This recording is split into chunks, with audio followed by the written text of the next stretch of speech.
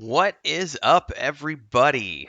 I just got done watching the first two episodes in the season premiere of Willow. I got like 13 pages of notes here. Um, Before I go any further, spoiler alert. I'm not holding anything back. We're going to be covering both episodes of the season premiere. We're going to be talking about all the things.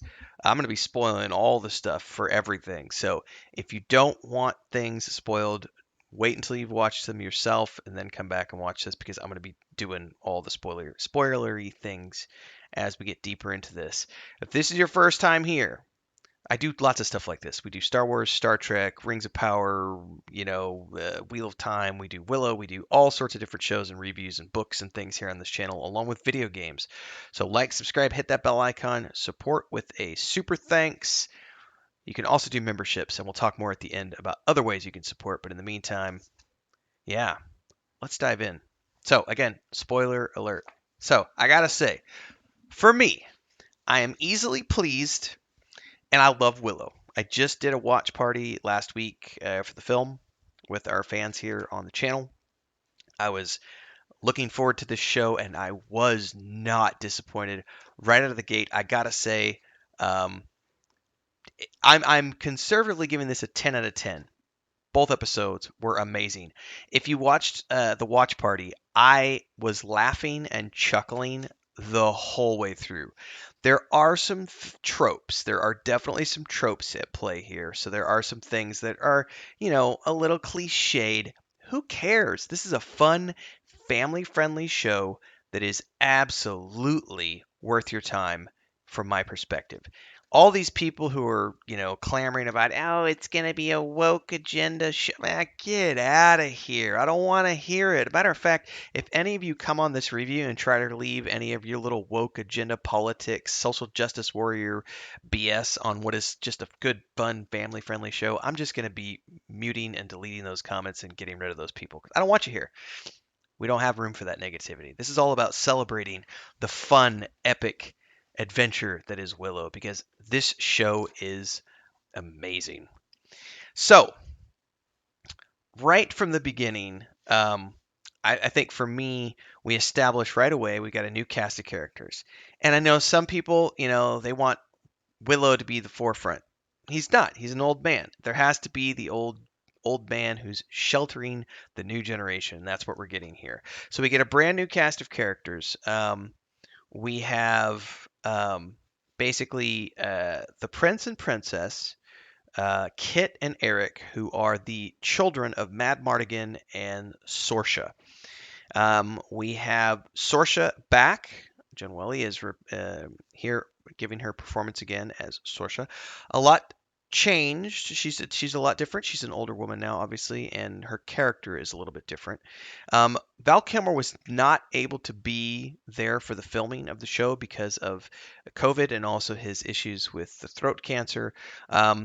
They have dealt with his absence in an interesting way, and I've also read some the stuff that they put together during the production where they talked about how they're hoping to get him back for season 2 or season 3. He's as far as I'm aware, he's not dead, but they do deal with his absence in an interesting way, and that looks like it's going to be unfolding throughout the season because we haven't gotten all the answers yet in the first 2 episodes, but we have gotten some answers, which I found to be really intriguing. Also, Warwick Davis is back, obviously, as the titular character Willow, and one of the guys who played one of the Nolan guards back in the day is also here as one of his companions and has a great speaking role. And of course, that's just yeah. Let's just dive into it because again, spoilers. So I love the introduction sequence here with the book opening up, and we get the title of each episode as the book opens and shows this is chapter 1, this is chapter 2. Really good. We establish right off the bat that apparently Willow had a vision, and because of this vision, Laura Dana was hidden even from herself, so she doesn't know who she was or even is, and that's to protect her from the future that Willow foresaw. So this was apparently a joint decision between him and Sorsha. And as this plays out, there's some flashbacks and stuff that happened in season two, which give a little more clarity to this. But that's how we open this show off, is that Laura Dannon doesn't know who she is. We meet so the characters that we meet in the beginning of the first episode. She's not a part of that crew. Um, we also get an establishment of some lore, like there's this barrier that was put up because I guess Rizal, and this comes into play later on. Rizal and Shalindra put this barrier up, and the rumor is that it was to protect the realm, but turns out that it was actually to protect Alora Dannon from what's to come. And this is part of the vision that Willow has had about her future. Um, this is where we get into some of the cliches here. So Princess Kit is very much a tomboy who wants to be a warrior, and she's practicing all the time. She doesn't want to be the princess, and it turns out that she's being wed to Prince Draymond, I believe, who is of the other kingdom, as a means of solidifying this political alliance. Her brother is this flamboyant Prince Eric, who is named after Mad Mardigan's friend Eric from the film. He's a flamboyant, apparently a ladies' man, and is known for tricking lots of girls. And he's working on his newest conquest, who is Dove, the kitchen baker girl. She's the muffin girl, as they come to call her, which is hilarious. Some of the dialogue here just reminded me of Team America. I promise I will never die. It's just there's some great stuff going on here. Um, as I would say before we get into this, one of the things I love about the show, even though we kind of do have a cliche right off the bat with the princess being like, "I want to be a warrior. I don't want to get married." Meh. Um, it's a fun. I didn't stop laughing, and I think I mentioned this at the beginning. I laughed the whole way through. This is like a rated PG, family-friendly adventure. It's great for all ages. It's just good fun. It's not going to break any, you know, it's not going to win any Oscars for like best writing or anything like that, but it's just fun. It's an adventure story. It's meant to be fun. It appears that these two siblings get along really, really well, which is really cool. We get this moment where Queen Sorsha, we meet her, and she's very much now a regal queen, not a warrior anymore, and she's sort of getting on her kids for not holding up their end of the bargain.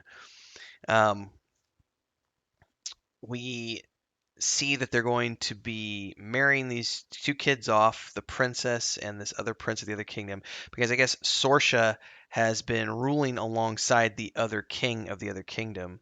Uh, where's it at? The name of the kingdom, Galadon, which is the kingdom that Balmorda destroyed, or at least she destroyed the castle. I remember Kale destroyed the castle. Yeah, it's great. It doesn't matter. And Sorsha gives this speech at the feast. It's been 200 moons since Bavmorda's defeat. So it's been a while. I haven't done the math on that 200 moons. It's been a bit. Um, as this is going on, we see that Sorsha keeps having these. She's hearing voices, and it eventually the voices start off really subtle, and then they get louder and louder, and eventually we realize that it's Willow and some of the things that he's told her over the years. Here, move it. It's interesting here. Meanwhile, we have the princess's best friend is Jade, who is going to become a knight of Galadon apparently, and the princess is very pissed off because she didn't tell her until the last minute. And there's this scene where the princess is complaining to her mom about to Sorsha about how, I didn't choose to get married. I didn't get to choose my mother either. And Sorsha replies back, "If you think I'm tough, you should have met my mother." And I went, "Oh snap!" Because Babmorda was Babmorda. Yeah, this kid's got it easy. So even though yes, this is a cliched princess trope, wants to be a warrior, doesn't want to be married to a prince against her will. It is what it is. It's a cliche. Who cares? Um, this is when we get the first inkling that Mad Mardigan left, and the daughter assumes, for reasons, and those reasons start to become apparent as we dive deeper into the show. Turns out that the princess wants to run away. She tries to convince her friend Jade to do it with her. Jade won't go. Says, I've got a duty, and you do what you're gonna do. Meanwhile, Prince Eric decides that he wants to get married to the Muffin Girl, and so he makes a proposal to her. Queen's having a dream. It's nighttime. She's hearing Willow in her dreams again. Something about the gales are coming. It has begun. And then the next scene is we see some creepy mage dudes outside of the city, like summoning like a fog over the city. And then the queen wakes up. Sorcha wakes up. She hears death dogs. They're coming in. She grabs her sword, and there's Sorcha's sword with the jagged edges and everything else. And then we see Eric grabbing a sword, and he's almost as good of a swordsman as his father, right? Um, then we see Sorcha. She's been talking to this guy in a cell up to this point, and she releases him um, at this moment to help fight. And then there's this epic battle sequence where we've got these mages and a sorcerer and like an orc type creature, some sort of a troll, um, double whips. Just some great visual effects happening here. Some great fight sequences. Um, the mage ends up branding the captain of the guard in the shoulder with some sort of power. And then something calls out from the mist and recalls all of them, and a winged creature comes and takes Eric and snags him and kidnaps him on the way out. So this is when we get to what is the first quest for this group. They have to find Prince Eric, who's been kidnapped. So a party is assembled under the queen. The princess is obviously going. This prisoner that the queen released is going to be joining. Boorman is his name, and she says it's because she's going to give him a full pardon and to square a debt with an old friend. The only thing is they need to find a sorcerer, and the only sorcerer left is Willow. Um, the queen says this is all happening as Willow foresaw, even with Elora Dana being hidden. The magic has come back. And she says something to her daughter about how Bavmorda's spirit is within me. It's within you. It's within your brother. That spirit has somehow returned. There's evil at foot here. Princess takes her mom's sword, I believe, which is kind of cool. And we also get an inkling here that the captain's burn mark from that sorcerer is converting him into something because it looks like he's starting to get tainted and kind of creepy looking. We get this montage as they're riding off through the countryside and beautiful scenery. I think this was all filmed in the UK, but the music is really good. The scenery is really good. Excuse me. The dialogue throughout this is just really funny, but particularly Prince Graydon and Boorman are hilarious. There's this scene when uh, the prince and pulls out a flute. They're all teasing him for, using the flute. He's like, "Well, my grandmother said music, And Boorman's like always giving snappy one-liners. It's really good here. Um, we then get this sequence about something about the Eternal One, Healer of Worlds, the Harbinger of the Worm will come. Um, you know, it's weird prophecy stuff. Um, they cross the barrier, then they get attacked by somebody called a group of men called the Bone Reavers, and as they're like escaping from them, one of them appears to recognize Boorman. He's like, "Boorman, is that you?" And Boorman's like, "Oh, it must be somebody different," and rides off ahead. So maybe he used to be a Bone Reaver. I'm sure there's a history there, which we'll find out more. Lots of laughs throughout. I mean, just really good fun. They eventually make their way to an abandoned Nelwyn village, and I laughed so hard here because it's one of the old guards from the actual film, and he's like, "Yeah, I'm Willow. What do you want?" And he's very sarcastic, everything else, and get out of here, kids. And they doing the introductions, and the princess is saying, "I'm Sorcha's daughter. We're here." Willow actually appears and says, gives them this speech. Um, and talking about how beyond the shattered sea, there's a withered crone that has Eric prisoner. Those four who came and attacked the city were her subjects. And then he stops because he sees Muffin Girl in the back. And this is where I freaked the fuck out because it turns out it's Elora Danan. He puts his hand on her arm, says a spell, and reveals the mark. So this is how they tie the film into this first episode. Because now we've got Elora Danan back. And turns out that she was expected to be all of these things, but instead she was hidden because of a vision that Willow had about how she needs to be protected. More on that in episode 2, because that's the end of episode 1, is the reveal that this is Elora Dana. She's the Muffin Girl. And as we start off episode 2, We get a flashback sequence, and we see the de-aging technology that Disney is using, and it looks like this actually looked believable. Like some of the stuff they did in Star Wars, in like the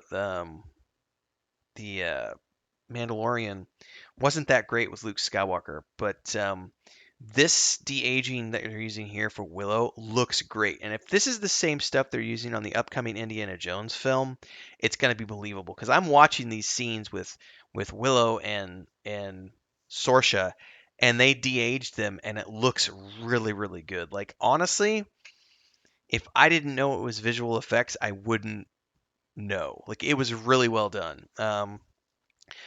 This is apparently yeah, I know some years ago, and when they're both much younger, and Willow had showed up while, because the Lord Danon's growing up. She's a few years old now, and he wants to train her. And we get this sequence about Sorsha saying that 9 months ago, Mad Mardigan went out on a quest to find this item to defeat the crone from Willow's vision, this breastplate from a dragon, I think. I mean, he never came back. Willis says that he can train Laura Dannon because he's a sorcerer, and Sorcerer's like, no, because you don't have enough power. You're not actually a sorcerer. You just know how to do pig tricks, disappearing pig tricks. So no love lost there. Apparently, at that point in time, she doesn't really think this is a sorcerer. But yet, in the current era, she says that they have to find Willow because he's the sorcerer they need. So there's apparently some stuff that happened in the past when she didn't believe in him, but she does now.